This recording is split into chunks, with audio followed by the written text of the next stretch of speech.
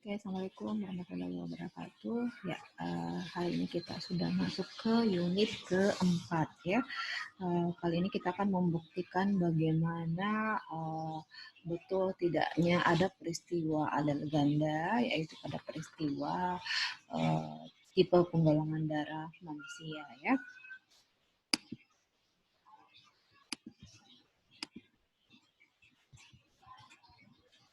Jadi kita akan melihat di sini bagaimana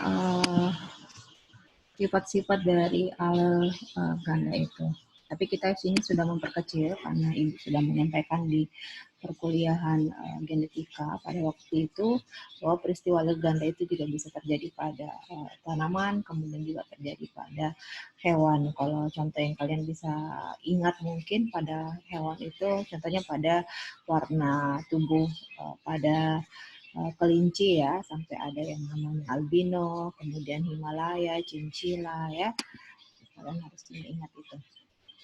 Nah, kemudian kita kemudian seperti juga materi yang Ibu sudah share semalam, di situ kalian sudah bisa melihat kenapa mengingatkan kembali ingatan kalian tentang alel ganda itu bahwa kenapa dia dikatakan menyimpang dari Mendel, bahwa karena kita tahu di Mendel kemarin itu kalau kita tahu bahwa di satu lokus itu misalnya ada untuk gen penentu tinggi lah ya, gen penentu warna merah misalnya. Penentu warna merah itu akan ditentukan oleh dua genotip, dua alel, yaitu A besar dan A kecil, di mana kalau misalnya dia dominan berarti A besar ini akan mengalahkan A kecil.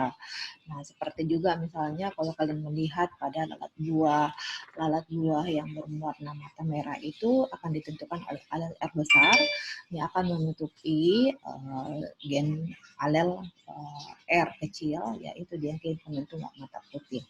Nah, kemudian kalau kita tahu bahwa mata putih pada lalat buah itu cuma merupakan hasil mutasi dari R besar ya. Itu kan kalau sedangkan pada alel ganda bisa jadi bahwa satu gen tadi misalnya R besar, kalau ini tadi R besar dia bermutasi menjadi R, kalau di alel ganda dia justru bisa bermutasi lebih dari satu kali, sehingga dalam satu lokus itu bisa terdapat lebih dari satu alel ya. Kita lihat contohnya saja langsung pada penggolongan tipe golongan darah A. Kita lihat di sini untuk menentukan golongan darah A, genotip yang genotip yang untuk menentukan golongan darah ini yaitu lebih dari satu ya, terdiri atas dua, yaitu IA besar, dan IA besar, I kecil. Kemudian untuk golongan darah B, dia ditentukan oleh I besar, IB, dan IBI.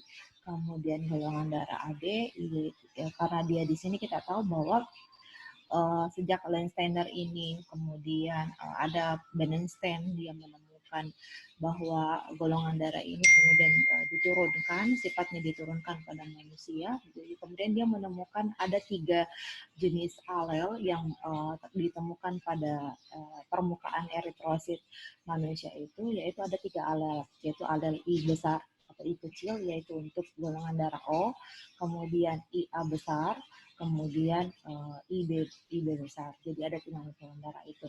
Jadi kemudian munculnya golongan darah AB ini dia merupakan peristiwa kodominan, disebut dia kodominan karena kita lihat bahwa golongan darah A ini tidak bisa seperti bahwa A besar, A kecil, dia tidak bisa menutupi ekspresi B besar. Jadi kalau dia golongan darah A dengan B bertemu, dia akan menjadi sifat baru, yaitu kodominan ya. Seperti itu juga sebaliknya, B ini tidak bisa menutupi ekspresi A besar, jadi kemudian dia menjadi golongan tipe yang baru atau sifat yang baru disebut golongan darah AB. Nah, sedangkan di sini kita lihat golongan darah O, dia disebut sebagai alel yang resesif ya.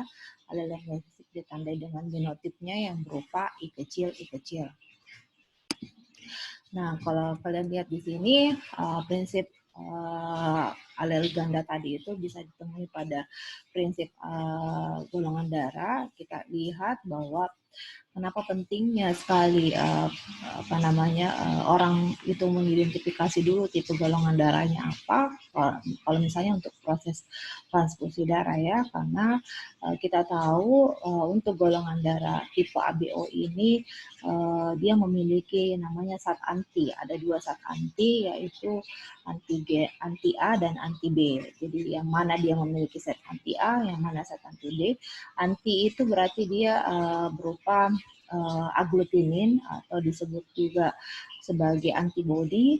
Jadi kita lihat di sini ya, kalau IA ini akan membentuk antigen A, kalau IB ini akan membentuk antigen B, IO tidak membentuk antigen.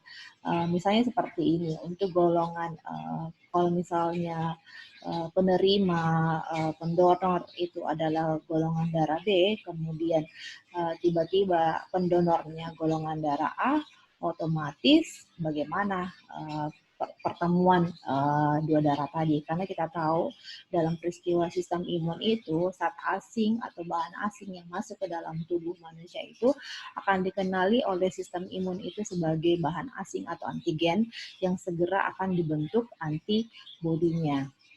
Nah, itu seperti itu. Jadi, kalian bisa melihat kalau golongan darah A ini, tipe golongan darah A ini, dia akan memiliki namanya antibodi anti B. Jadi, otomatis antigen A ini tidak bisa didonorkan ke golongan darah B karena dia memiliki anti B.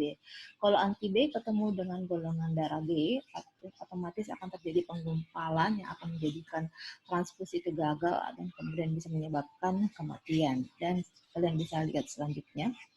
Jadi kalau seseorang yang menghasilkan antigen A tadi dalam plasma darahnya juga akan menghasilkan agglutinin beta, ya, agglutinin beta, dan dia akan menghasilkan antigen B, dia akan menghasilkan agglutinin alfa atau antibodi anti A. Ya, sebaliknya justru. Antigen A dia memiliki antibodi anti B, sedangkan antigen B dia memiliki antibodi anti A. Nah, hal yang menarik antar dua golongan darah yang lainnya adalah yaitu tipe AB dengan tipe O. Tipe AB ini kita tahu karena dia sebagai sifat kodominan, di sini dia memiliki antigen, ya, antigen, dia memiliki antigen A dan antigen B, tetapi dia tidak memiliki antibodi, dia tidak memiliki sifat zat anti tadi. Dia tidak memiliki zat anti tadi, makanya kalau dilihat dari sifat seperti ini, dia bisa dikatakan sebagai resipien atau penerima universal. Jadi dia bisa menerima donor darah dari semua tipe, karena dia tidak memiliki antibodi tadi, zat anti tadi. Sedangkan kalau lagi dilihat tipe golongan darah O ini, dia justru tidak ada antigen A dan antigen B-nya. Kenapa? Karena kita tahu tadi sifatnya di depan bahwa dia merupakan resesif, ya, sifatnya resesif, dan kemudian artinya antigennya tidak ada, A besar dan B-nya tidak ada, dan tapi justru dia bisa menghasilkan antibodi anti B dan anti A. Oleh karenanya sifat golongan darah O ini bisa dikatakan dia sebagai donor universal. Dia bisa orang yang bergolongan darah O bisa menjadi pendonor untuk semua tipe golongan darah. Nah, kalian bisa melihat langsung di sini bagaimana reaksi yang terjadi pada saat transfusi darah, ya.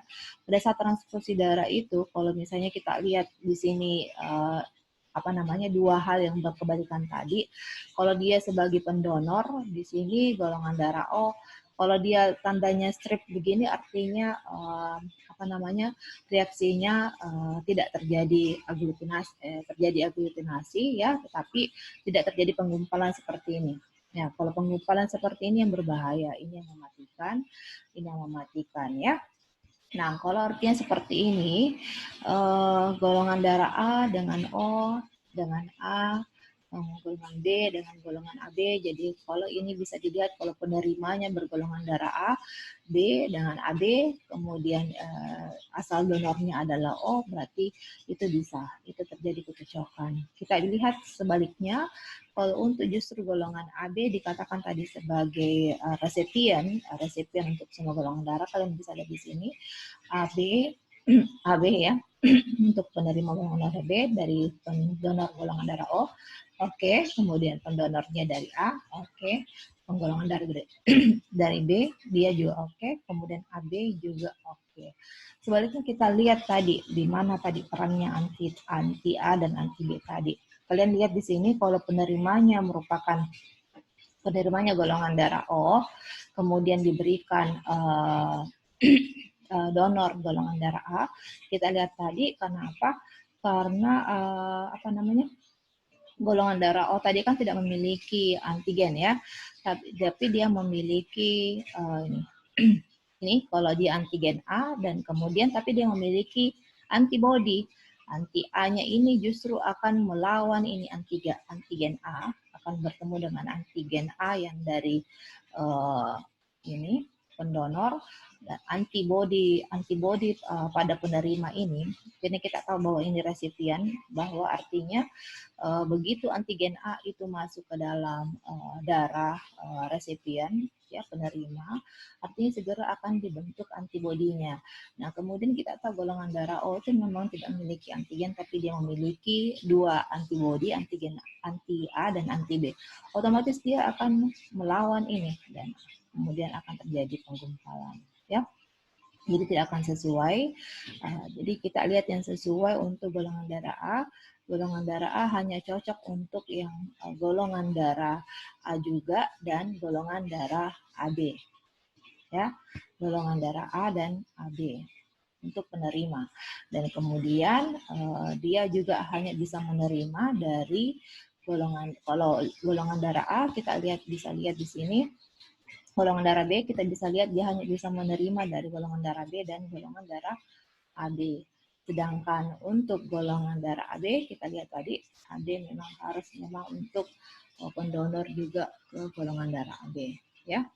Jadi AB ini dia hanya bisa menerima kalau AB ini dia bisa menerima dari semua tipe golongan darah, sedangkan golongan darah O hanya bisa justru bisa memberi ke semua tipe golongan darah. Dan yang lain-lainnya ini kalian bisa melihat yaitu cuma yang bervariasi di sini adalah antigen A dengan antigen B. Ya. Oke, kita kemudian selanjutnya saya mau memperlihatkan apa yang harus kalian lakukan di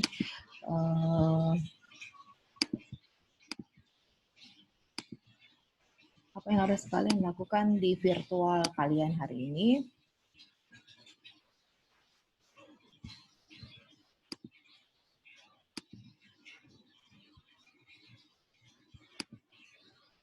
Ya, di situ di modul yang kalian sudah download nanti, kalian diminta untuk di sini namanya tab-tabsnya ya. Jadi dia akan kemudian ditandai kalau itu yang harus dikerjakan, berarti ini yang akan berubah warna di tab atasnya. Atau bisa jadi akan ini berkedip-kedip atau tanda prosedur, kalau sudah masuk prosedur tanda kursornya akan bergerak. Jadi di Explore ini kalian diminta untuk melihat semua alat-alat dan bahan yang ada di meja virtual itu, kemudian sampai semua ini tercentang ya, sampai semua checklist ini tercentang, karena dia tidak akan bisa melangkah ke prosedur jika semuanya tidak tercentang. Jadi kita buktikan saja dulu. Jadi kemudian ini saya minta kalian mengisinya ke laporannya nanti, yaitu alat dan bahan ya. Alat dan bahan, dan ini diminta semua, ini harus semua posisi sudah terchecklist ya. Kalau dia sudah bisa terchecklist, ini kemudian akan baru muncul permintaan untuk mengecek kembali, mengklik prosedur. Nah, prosedurnya akan muncul 1 sampai 9. Step 2 ini tidak akan muncul jika kalian salah satu dari pengerjaan kalian ini saja tidak kalian lengkapi ya. Saya berikan contoh saja satu, yaitu di sini diminta ya di sini kalian diminta untuk mengambil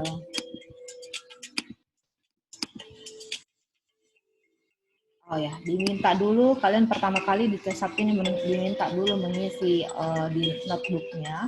Tidak apa-apa diisi saja di sini karena dia tidak bisa membuka step 2 kalau kalian tidak mengisi. Jadi ini ibaratnya adalah prediksi berdasarkan pengetahuan yang kalian sudah miliki. Di contoh notebook Ibu juga sudah memberikan bahwa tipe golongan darah A kalau dengan antibodi anti A pada saat transfusi. Ini maksudnya kalau disebut antibodi anti A berarti ini antibodinya ya, saat anti tadi. Nah, kalau antibodi A itu kan no ya. Kalau ini yes, itu saya berikan contoh saja. Harusnya tapi ini bukan jawabannya ya. Saya kasih ini saja semua supaya kita bisa berpindah slide-nya.